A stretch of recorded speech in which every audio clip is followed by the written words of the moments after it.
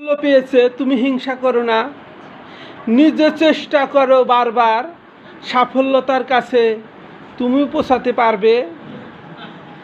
জীবনকে গড়তে হলে পরিশ্রম করতে হবে, অন্যকে হিংসা করে কখনো পথে এগিয়ে যাওয়া যায় না।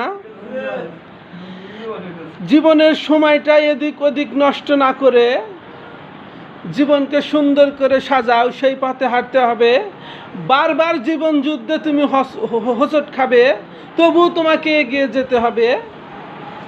জীবনে প্রতিটি মুহূর্তেই বাধা বিপদ আসবে, এটাকে তোমাকে করতে হবে অতিক্রম, তবেই তুমি সুখের দেখা পাবে। এ কথা বুঝো তুমি সারাক্ষণ। চিন্তা করে দেখো একবার, যারা পেয়েছে সাফল্যতার সিঁড়ি, তারাও ছিল খুবই অভাবী।